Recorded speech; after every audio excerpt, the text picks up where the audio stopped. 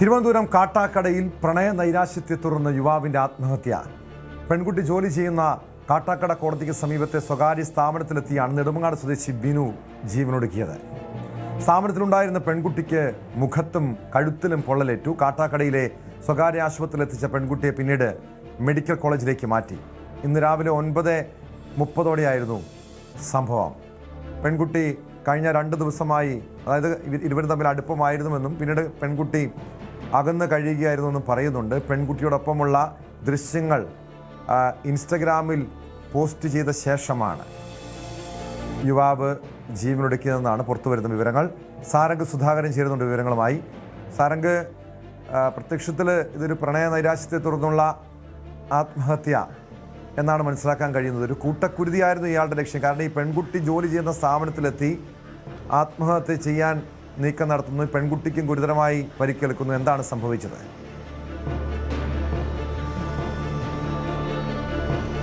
Tom, ഇന്ന് രാവിലെ 9:30 സംഭവം.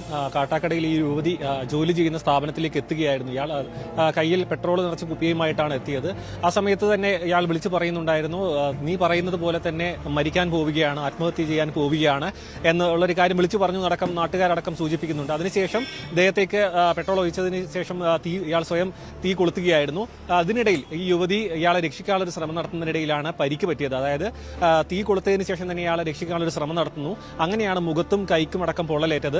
ഇതിനിടയിൽ അതായത് കൂടെ ജോലി ചെയ്യുന്ന മറ്റൊരു യുവതി അവിടെ നിന്നും ഓടി രക്ഷപ്പെടുകയായിരുന്നു.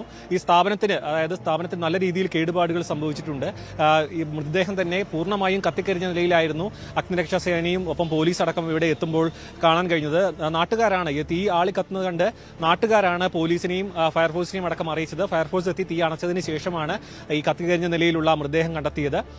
യുവതിയെ പിന്നീട് ഉടൻ തന്നെ കാട്ടാക്കടയിലുള്ള സ്വകാര്യ ആശുപത്രിയിലേക്കും പിന്നീട് മെഡിക്കൽ കോളേജിലേക്ക് മാറ്റുകയായിരുന്നു. നിലവിൽ ടോം സൂചിപ്പിച്ചതുപോലെ തന്നെ ഇതൊരു പ്രണയ നൈരാശ്യം, ബന്ധത്തിലുള്ള ഒരു വിള്ളലിന്റെ ഭാഗമായിട്ട് നടന്ന ഒരു ആത്മഹത്യയാണെന്ന് തന്നെയാണ് മനസ്സിലാക്കാൻ കഴിയുന്നത്. ഇതുമായി ബന്ധപ്പെട്ട് സമൂഹ മാധ്യമങ്ങളിലടക്കം ഇയാൾ പോസ്റ്റ് ചെയ്തിട്ടുണ്ടെന്നടക്കമുള്ള വിവരങ്ങൾ പുറത്തു വരുന്നു. ഈ ഒരു ബന്ധം അകന്നതിലുള്ള ഒരു മനോവിഷമം, അല്ലെങ്കിൽ ഈ ഒരു ബന്ധത്തിൽ വന്ന വിള്ളൽ മാനസികമായി സമ്മർദ്ദത്തിലാക്കുകയും തുടർന്ന് ഇവർ തമ്മിലുള്ള വാക്ക് തർക്കം പിന്നീട് അത് ആത്മഹത്യയിലേക്ക് അടക്കം കടന്നതാകാം. കാരണം ഇപ്പോൾ കേരളത്തിൽ പല സ്ഥലങ്ങളിലും നമ്മൾ ഇത്തരത്തിലുള്ള വാർത്തകൾ ഒരുപാട് കേൾക്കുന്നുമുണ്ട്. അതുമായി ചേർത്ത് നോക്കുകയാണെന്നുണ്ടെങ്കിൽ പോലീസിന്റെ ഒരു വിശദീകരണം ഇനിയും വരാനുണ്ട്. മാത്രമല്ല യുവതിയുടെ മൊഴിയും ഇതിൽ സുപ്രധാനമാണ്. കാരണം ഇതിൽ യുവതി, ഒരു ജീവൻ രക്ഷിക്കാൻ ശ്രമിച്ച യുവതിയും ഇയാളും തമ്മിൽ അടുപ്പത്തിലാണെന്നടക്കമുള്ള വിവരങ്ങളാണ് പുറത്തു വരുന്നത്. അതുകൊണ്ട് തന്നെ ഇതിൽ യുവതിയുടെ മൊഴിയും ഇയാളുടെ പശ്ചാത്തലവും അടക്കം കൃത്യമായി മനസ്സിലാക്കേണ്ടതുണ്ട്.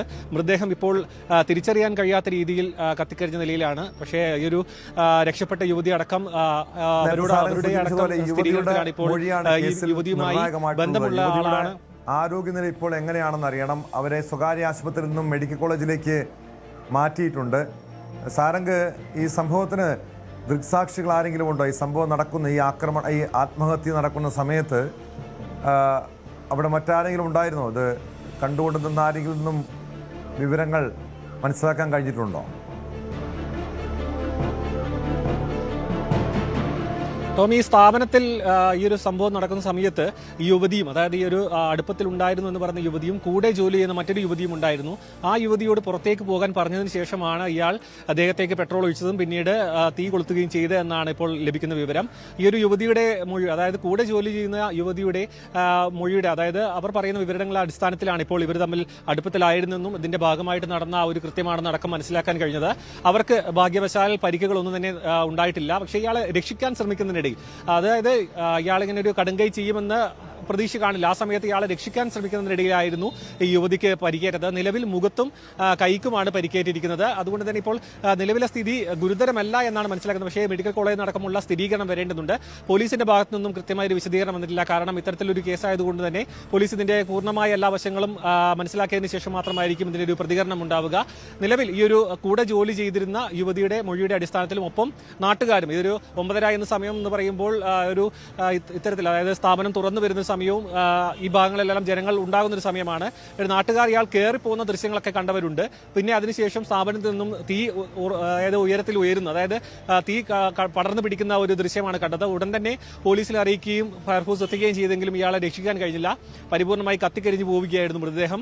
ഉടൻ തന്നെ നാട്ടുകാർ ചേർന്നുകൊണ്ട് ഈ യുവതിയെ സ്വകാര്യ ആശുപത്രിയിലേക്കും പരിക്ക് അല്പം ഗുരുതരമായതുകൊണ്ട് തന്നെ ആയിരിക്കണം ഇപ്പോൾ മെഡിക്കൽ കോളേജിലേക്ക് മാറ്റിയിട്ടുണ്ട്. നിലവിൽ അത്ര ജീവന് ഭീഷണിയുള്ള തരത്തിലേക്ക് പൊള്ളലേറ്റിട്ടുണ്ട് എന്ന് കരുതുന്നില്ല. കാരണം മെഡിക്കൽ കോളേജിൽ ചികിത്സയുടെ ഭാഗമായി തങ്ങുകയാണ് യുവതി എന്നാണ് മനസ്സിലാക്കുന്നത്. ഇപ്പോൾ ടോം സൂചിപ്പിച്ച പോലെ തന്നെ ഈ യുവതിയുടെ ഭാഗത്തു നിന്നുള്ള മൊഴി വന്നാൽ മാത്രമേ എന്താണ് ഇതിൽ നടന്നിട്ടുള്ള കാര്യം, ഇതിന്റെ പിന്നാമ്പുറം എന്താണെന്ന് മനസ്സിലാക്കാൻ കഴിയുകയുള്ളൂ. ഒപ്പം ഈ ഒരു യുവാവ് അത്തരത്തിലുള്ള കൃത്യം നടത്തുന്നതിന് മുൻപ് തന്നെ ഫേസ്ബുക്കിൽ സമൂഹ മാധ്യമങ്ങളിൽ ഒരു പോസ്റ്റ് ഇട്ടിരുന്നു, മരിക്കാൻ പോകുന്നു എന്ന് പറഞ്ഞ്. അതും നാട്ടുകാർ നൽകുന്ന വിവരമാണ്.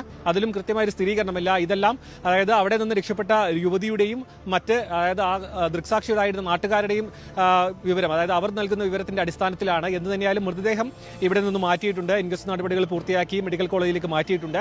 ഇതിന്റെ കേസിന്റെ കൂടുതൽ വിശദാംശങ്ങൾ പോലീസിന്റെ ഭാഗത്തു നിന്നും ഇനിയും വരേണ്ടതുണ്ട്. ടോം, യെസ്, വ്യക്തമാണ്. സാരംഗ് സുധാകരനാണ് വിവരങ്ങൾ നൽകിയത്. കൂടുതൽ വാർത്തകൾക്ക് news 18 Keralam YouTube channel subscribe ചെയ്യുക.